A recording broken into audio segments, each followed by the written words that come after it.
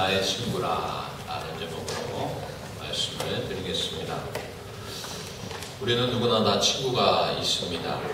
그런데 과연 친구다운 친구가 몇 명이 있는지 참 중요하죠. 저도 친구들이 많이 있습니다. 한국에도 있고 미국에도 있고. 그런데 정말 생명을 바쳐서 내 대신 죽을 수 있는 친구가 과연 있는가 한번 생각해 보니까 글쎄요, 그렇게 많지 않은 것 같아요. 또 없을 수도 있고요. 여러분도 어떻습니까? 어떤 분이 이런 말씀 하시더라고요. 살면서 평생의 친구 3명을, 진실한 친구 3명을 새기면 성공한 인생이고 행복한 인생이다 라고 합니다. 그저 이 친구가 참 새기기도 힘들고 같이 평생 가기도 힘들어요. 근데 저는 거기서 하나 더 해서 평생에 한 분만이라도 친구가, 진실한 친구가 있다면 그건 또한 성공한 인생이다 라고 하고 싶습니다. 이처럼 친구가 참 어렵습니다. 되기도 어렵고 새기기도 어렵고 유지하기도 어렵고. 그럼 친구란 과연 뭘까요, 여러분? 우리가 오늘 본문을 통해서도 봤지만 잠언수에도 수없이 친구에 대해서 나옵니다. 특별히 17장 17절에 보면 친구는 사랑이 끊어지지 아니하고 형제가 위급할 때에 도움을 주는 것이 친구라고 그랬어요. 그건 두 가지가 있습니다. 친구라는 것은 뭐냐면 계속해서 유지가 되는 겁니다. 평생 같이 가는 거예요. 변함이 없어요. 또 하나는 뭐냐면 친구라는 것은 위급할 때, 힘들 때, 외로울 때, 슬플 때 같이 있어주고요. 피하지 아니하고 같이 울고 같이 즐거워하고 같이 슬퍼하는 것입니다. 그것이 친구입니다. 그것이 진정한 친구인데요. 여러분, 만약에 그런 친구가 있다면 정말 피는 섞여 있지 않지만 어느 가족보다도 더 귀중한 그런 가족과 같은 친구가 아닌가 한번 생각해 봅니다. 어떤 사람이 아버지, 저는요 친구가 많아요 그러는 거예요. 그래서 아버지가 참 기특하기도 하고, 그래 인생을 잘 사는구나, 그래 어디 친구들이 정말 좋은 친구인지 아닌지 한번 내가 시험을 해볼 텐데 한번 괜찮겠니? 그러는 거예요. 그러면서 그 아들에게 시험을 해봅니다. 뭐냐면 자루를 하나 갖고 와가지고 거기서 사람이 죽어있는 그 시체처럼 가득 채워가지고 무겁게 해가지고 끙끙대게 만들어서 그걸 친구 집에 한번 갖고 가라는 거예요. 그러면 이게 진짜 친구인지 아닌지 알 수 있는데, 왜냐면 가가지고 하는 말이 친구, 내가 사람을 글쎄 모르고 죽였어 이러라는 거예요. 그러면 어떤 반응이 일어나는가? 그래가지고 아버지 말대로 진짜로 그 자루에 담아가지고 친구란 친구를 다 찾아가려고 이제 작정을 하고 갑니다. 제일 친한 친구, 이 친구는 나의 마음을 알아주고 나를 이해해 줄 거야. 그러면서 문을 두들기면서 얘기를 했어요. 나왔어 친구야. 그래서 문을 열어주는데 보니까 뭐가 큰 자루 있어요. 산타클로스도 아니고. 보니까 이게 뭐냐 그랬더니, 야 내가 모르고 사람을 죽였어. 이거 어떻게 하면 좋냐 그랬더니 거기서 아무 말 안 하고 문을 딱 닫아버리는 거예요. 그게 너무 실망을 했어요. 아니 내가 그래도 제일 믿고 있었던 친구인데 그렇게 하냐. 그래서 다른 친구를 또 이제 멀리 갑니다. 또 찾아가가지고 똑똑 두들겨요. 친구야 내가 왔는데 이거 보니까 내가 엄마 실수해가지고 사람을 죽였어. 이거 어떻게 하면 좋냐 그랬더니 그 친구도 글쎄 문도 안 열어주고 아무 말도 안 하고 문을 꽉 닫아버리는 거예요. 그래서 계속해서 친구를 몇 명을 갔는데 이거 도저히 열어주고 뭐 얘기해주고 그런 친구가 없는 거예요. 그러면서 이제 투덜투덜 대면서 집으로 왔어요. 아버지 보니까 친구들이 문도 안 열어주고 이게 왜 그러는지 이유도 모르고요. 그러는 거예요. 그건 가짜 친구다. 얘야 그러면 내가 한번 너가 갖고 있는 거 그 짐을 자루를 들고 내가 갈 테니까 너 뒤에서 저쪽에서 한번 쫓아와봐라. 그러니까 아버지 어디 가시게요? 얘 친구 만나러 간다. 아버지가 친구가 어디 있어요? 그랬어요. 왜냐면 하도 안 만나시고 별로 그렇게 친구 얘기를 안 하시니까. 근데 이 아버님이 친구를 만나러 가신 거예요. 자루를 가가지고 문을 똑똑 두들기니까 친구가 나오는 거예요. 친구가. 그래서 내가 실수로 사람을 죽였는데 이거 어떻게 하면 좋으니? 그랬더니 그 아버지 친구가요. 그래서 문을 활짝 열고 일단 들어오는 거예요. 그래서 같이 얘기하고 같이 하자. 어떻게 좀 방법이 있겠지. 그리고 이제 앉았을 때 아들을 부릅니다. 야, 이게 바로 진짜 친구다. 세상의 모든 사람들이요, 나를 외면할 때 변함없이 나를 찾아주시는 분이 계십니다. 친구처럼 계신 분이 계세요. 그게 누군지 아십니까? 바로 예수님입니다. 사람들은 변할 수 있어요. 아무리 친한다고 할지라도 변하면 변합니다. 그러나 변하지 않는 분이 있어요. 그분이 바로 예수님입니다. 물론 이런 친구 관계를 저절로 이루어지는 것이 쉽지는 않습니다. 미국의 유명한 그 설교가인 웰 박사님은 이런 얘기를 했어요. 참된 친구를 위해서 몇 가지 준비해야 될 것이 있다. 또 참된 친구를 만나기 위해서, 만들기 위해서는 몇 가지 준비할 것이 있다. 라고 이렇게 얘기를 하십니다. 그게 뭐냐면, 첫째는 먼저 다른 사람이 나에게 좋은 친구가 돼야 되겠다라고 생각을 해야 되는데, 저 사람이 나의 좋은 친구가 될 거야 라고 하면서 기대하고 있다면 그것은 오산이라는 거예요. 그건 뭐냐면 내가 좋은 친구가 되어서 그 사람을 맞이해야 되고요, 찾아가야 된다는 것입니다. 그렇게 하지 않고서는 좋은 친구를 만날 수 없다는 거예요. 좋은 친구가 될 수도 없고, 또 한 가지는 뭐냐면 상대방하고 똑같다라고 하는 그 생각을 해야 된다는 거예요. 나는 너보다 잘생겼어, 많이 배웠어, 돈이 있어, 내가 더 유능해. 그러니까 너는 내 친구 하게 되면 나를 통해서 뭘 더 얻을 거야. 그런 생각을 갖지 말라는 거예요. 그런 생각도 하지 말고. 친구는 동격이고 동일하다라고 생각하는 사람에게 진정한 친구가 주어진다는 것입니다. 또 한 가지는 뭐냐면 자기의 모든 것을 비밀이 없어야 된다는 것입니다. 친구는 뭐냐면 비밀이 없는 거예요. 비밀이 있게 되면 이게 진정한 친구가 아니에요. 비밀이 없다는 것은 뭐냐면 터놓고 얘기하는 것이고 그 비밀을 지켜준다는 것입니다. 비밀을 토설하게 되면 그건 끝장입니다. 그래서 진정한 친구는 비밀을 서로 얘기해주는 그 친구가 진정한 친구라는 것입니다. 동양에서는 친구를 얘기할 때 간포지교라고 합니다. 그 사자성어를 썼어요. 근데 서양 사람들은 뭐라고 하냐면 성경적이에요. 다윗과 요나단이래요. 다윗과 요나단. 그 성경에 나오는 인물이지 않습니까? 바로 이 친구가 어떤 관계냐면 이 다윗과 요나단과 같은 그런 관계가 됐을 때 진정한 친구가 될 수 있다는 것입니다.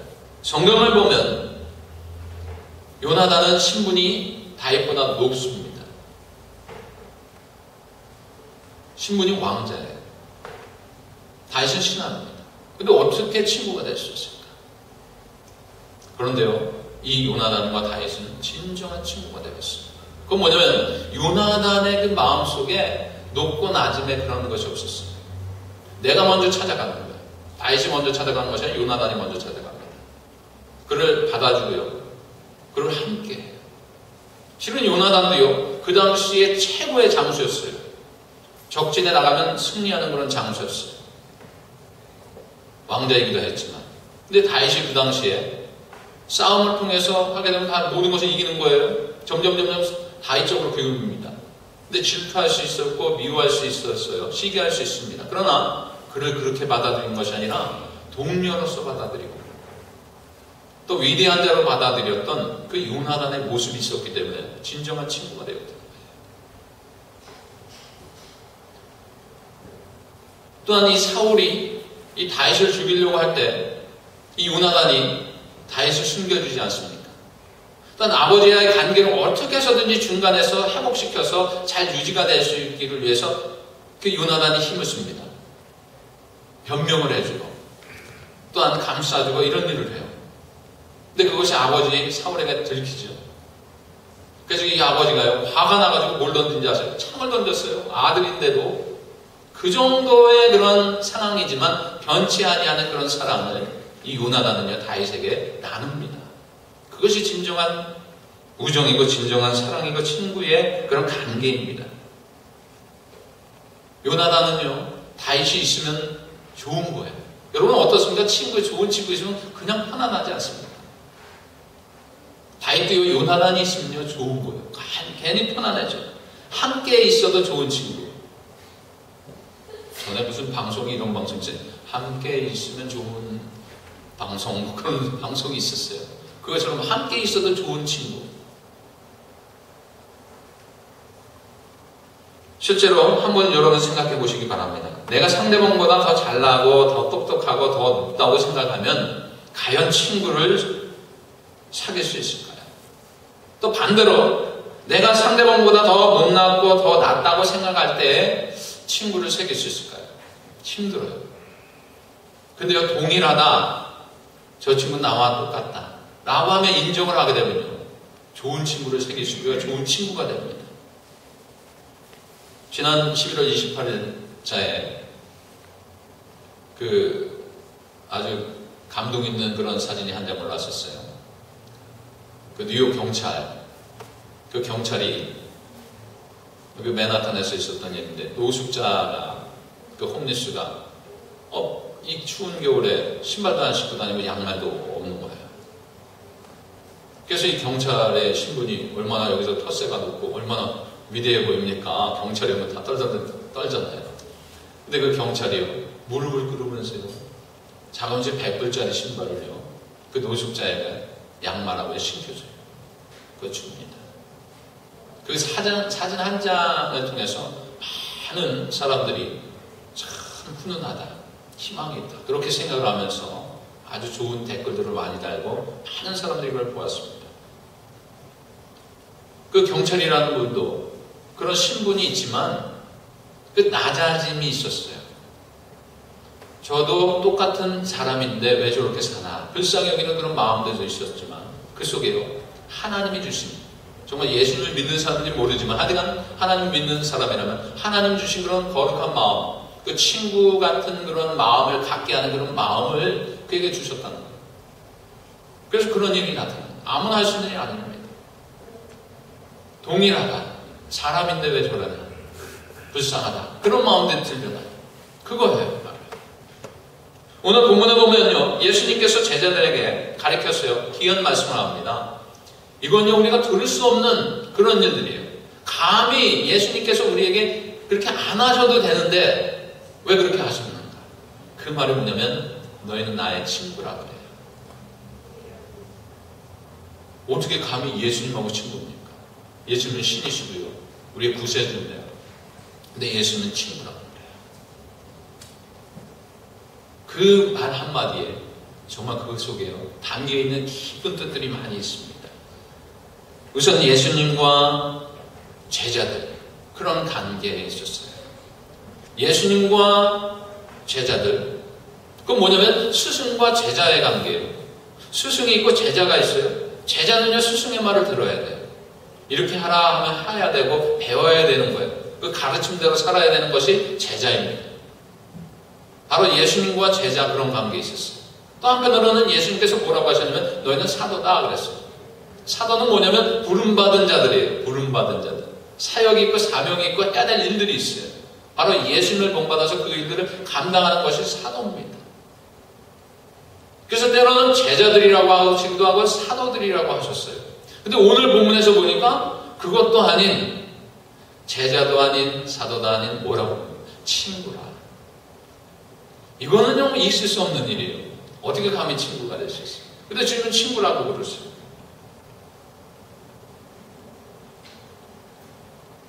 제자들은요, 자기와 똑같이 높여주시고 또 주님께서 낮아지시는 그 말씀 속에요, 큰 은혜가 됩니다. 또 시간적으로 보면 예수님께서 제자들에게 친구라고 말씀하신 이때가 언제냐면 십자가에 달려 돌아가시기 전날 밤, 곧 마지막 만찬, 최후의 만찬, 그때 말씀하신 거예요. 제자들을 높이시고 주님은 친히 낮아지시는 그 말씀을 친히 친구라고 하면서 표현해 주셨어요. 사실 친구는 좋은 말이기도 하지만요, 때로는요, 여러분, 조심해야 될 말이기도 합니다. 아니, 친구가 왜 조심해야 돼요? 예를 들면 이런 경우가 있어요. 여러분 학교 다닐 때 친구들 많이 있으셨죠? 특별히 중고등부 때 그 시절에 친구들 많이 있잖아요. 근데 지금요, 연세가 이제 드시고 졸업한 지 뭐 수십 년이 되는 그런 시간 속에 또 우리 젊은이들도 있지만요, 이런 경우가 있어요. 정말 그 친구가요, 같이 공부했는데 출세를 했어요. 보니까 고위직의 공무원이 지고 있어요.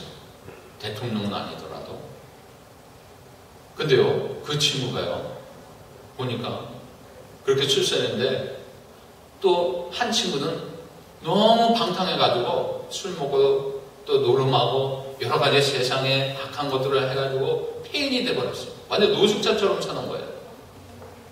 그런데요, 그 고위직에 있는 친구가요, 와가지고요, 사람들에게 저 사람은, 저분은 나의 친구입니다. 이럴 때요, 여러분 어떠세요? 감명이 되지 않아요? 그래서 올바른 친구고 진정한 친구입니다. 근데요, 여러분 이런 경우가 있어요. 그 노숙자처럼 생활하는 정말 폐인처럼 세상에서 인정받지 못하고 인격적으로 들된 그 사람이 고위직에 있는 그 공무원을 딱 쳐다보면서 저 사람은 내 친구다 그러면 여러분 어떻게 되겠어요? 그건 민폐입니다. 친구일 수 있어요. 친구이긴 맞지만 친구라고 해서도 안 될 부분들이 있는 거예요. 왜냐하면 친구라고 그러면 그 사람과 같이 동격은 아니더라도 인격적으로도 어느 정도 맞아야 되고요. 그를 위해서 뭘 할 수 있는 자가 돼야지 진정한 친구라고 말할 수가 있는 것이에요. 그런 부분이 있습니다. 그래서 우리가요, 쉽게 생각하면 친구라고 얘기할 수 있지만 조심성 있게 할 수 있는 부분들이 바로 이 친구라는 이 단어이기도 합니다. 그러니까 친구라는 말이 아무리 좋아도요, 함부로 사용할 수 있는 부분들이 많이 있다는 거예요. 나를 높이고 상대방을 낮추기 위해서 사용하는 말이라면, 나를 높게 하기 위한 말이라면 그것은요, 위험합니다.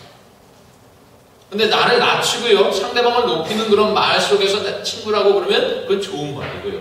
진정한 친구가 될 수 있는 것입니다.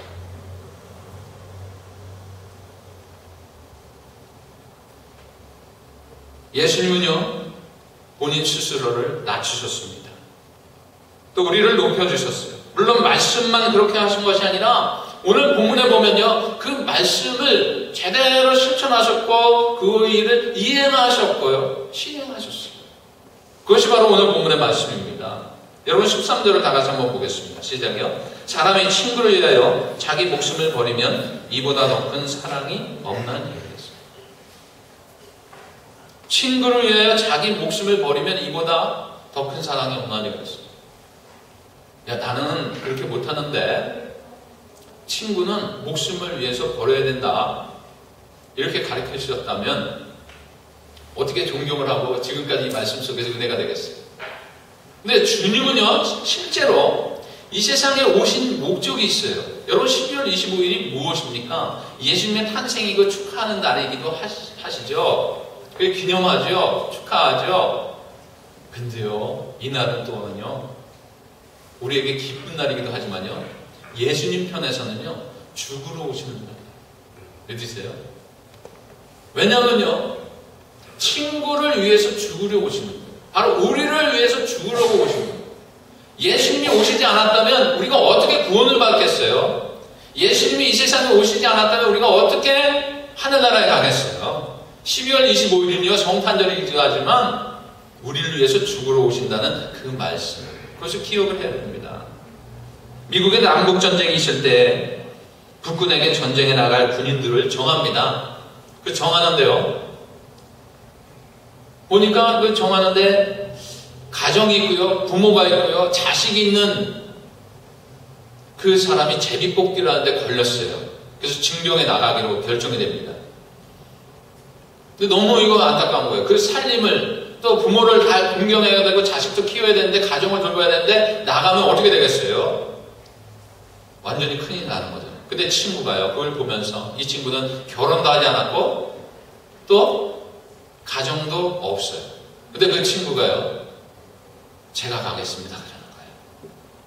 그 징병하는 곳에 가가지고 그 얘기를 했더니요, 징병관이 너무 감동이 돼가지고 그럼 자네가 가십시오 그래요. 그 대신 갔어요.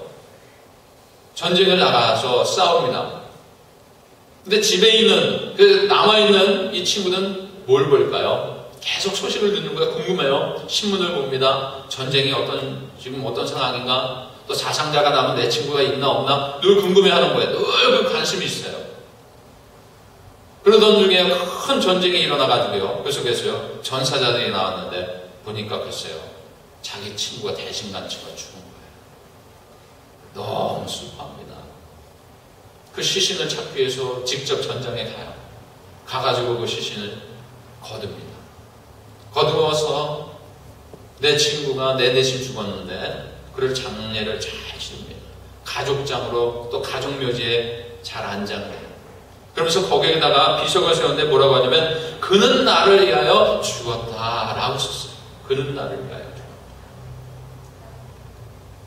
예수 그리스도께서는요, 우리를 위하여 우리의 독생자 되시는 예수 그리스도께서는요, 우리를 위하여 죽으셨다는 그 사실 여러분들 믿으시기 바랍니다. 바로 그 죽으시기 위해서 오셨고요. 실제로 죽으셨어요. 그것이 진정한 친구의 모습이었다는 것이고요. 그냥 말로 하는 것이 아니라 그냥 삶이 아니라 실제적으로 그렇게 실천을 하신 분이 바로 예수 그리스도라는 것입니다. 지난 월요일에 참 안타까운 일이 있었어요. 여러분도 다 아시잖아요. 알고 봤더니 제 친구의, 제 딸의 친구의 아버지시더라고요. 그 한기석 집사님이 맨하탄 타임스퀘어 그쪽 가든 그쪽 부분에서 전철을 타는 곳에서 흑인에게 밀려가지고 철로로 떨어져서 그만 그 피하지 못하고 올라오지 못해가지고 그 절차에 치여서 돌아갔었어요. 근데 그 가운데는요 10여 명 이상의 사람들이 있었어요. 더 놀라운 것은 사진을 찍는 기자도 있었어요. 사진 찍을 시간이 어디 있어요? 그런 상황 속에서요. 누구 하나 가가지고 건져내고 누구 하나 가서 도와주려고 하는 사람이 없었어요. 상황은 이해가 돼요. 너무